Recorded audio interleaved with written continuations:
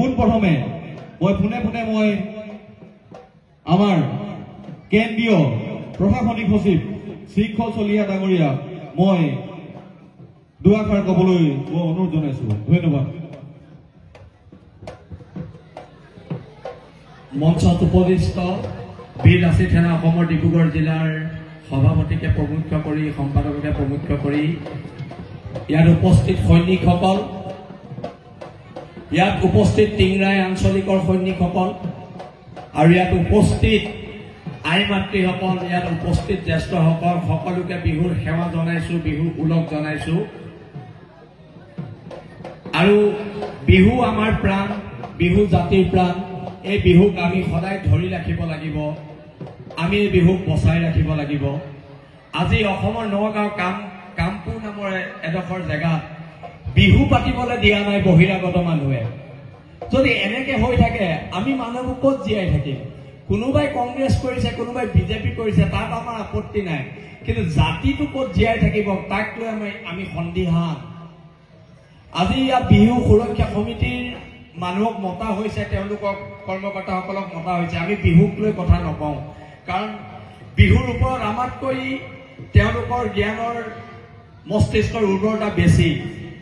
তেওঁলোকে আপোনালোকক জনাব বিহু কিদৰে আগুৱাই নিব লাগে। কিন্তু আমি কৈছো যে জাতি ক'ত থাকিব? আজি যে আমি ইয়াত লগ হৈছো, এই লগ হোৱাৰ পৰিৱেশটো কাইলৈ থাকিব নাই, 10 বছৰ পিছত থাকিবনে নাই, 20 বছৰ পিছত থাকিবনে নাই, সেইটো আটাইতকৈ ডাঙৰ কথা। এতিয়া আমাৰ কিছুমান কথাত কয় বীৰ লাচিত সেনাৰ ল'ৰাবিলাক উদণ্ড অভদ্ৰ গুণ্ডা। যদি জাতিৰ স্বাৰ্থত গুণ্ডা হ'ব লাগে হয়, আমি গুণ্ডা, আমাতকৈ ডাঙৰ গুণ্ডা অসমত কোনো নাই। হয়, আমি গুণ্ডা, প্ৰশাসনকো কৈ দিছো, সকলোকে কৈ দিছো আমি গুণ্ডা। হয়, মোৰ জাতি বচাবলৈ মোৰ মাৰ গাত কোনোবাই হাত দিলে, তাৰ হাত কাটিলে যদি মই গুণ্ডা হয়, মই গুণ্ডা। হয় হয় আৰু হয়। কিছুমান কথা আমি নিজে জানিব লাগিব।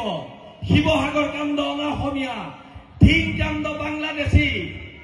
কোনোবা আমাৰ ছোৱালীক ৰেপ কৰিব বাংলাদেশৰ পৰা আহি তাৰ ডিঙি কাটি দিয়া হ'ব, কিন্তু তল মূৰ কৰি জীয়াই থকা নহ'ব, নহ'ব আৰু নহ'ব। কি হয় জাতীয়তাবাদ?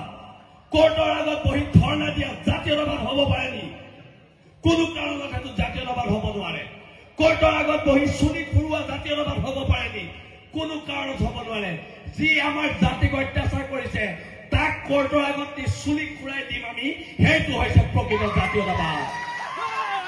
জাতীয়তাবাদ এনেকে হ'ব, জাতীয়তাবাদ এনেকে হ'ব। আজি আপোনালোকে চাওক, আজি 2017 চনৰ কথা, যোৰহাট টাউনৰ মাজমজিয়াত এজন অনা অসমীয়া মানুহে, অসমীয়া বিধৱা মানুহ এগৰাকী দোকানখন দখল কৰি লৈ ললে।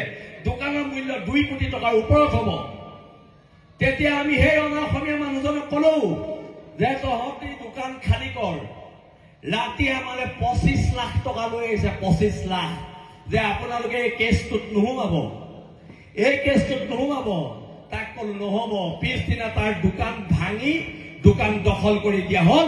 এইটো হৈছে জাতীয়তাবাদ। জাতীয়তাবাদ এনেকে চলিব, জাতীয়তাবাদ এনেকে চলিব।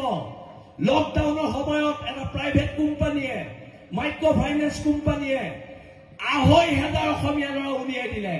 আমাৰ কেন্দ্ৰীয় সাংগঠনিক সম্পাদক হৰ গগৈ আৰু মই আছিলো।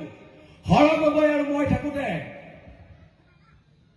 কেলকাতাৰ পৰা কেইটামান মানুহ আহিছে। আমাৰ এখন সৰু গাড়ী, আমাৰ ডাঙৰ গাড়ী নাই। তেওঁ ডাঙৰ গাড়ী এখন লৈ আহিছে। তেতিয়া লকডাউন, হোটেল বন্ধ, আমাক দুলীয়াজানত লগ কৰিছে। লগ কৰি আমাক কৈছে, দাদা আপোনালোকে সংগঠন কেনেকে চলায়? মানে তাৰমানে আমাক মাল দিবলৈ চলাব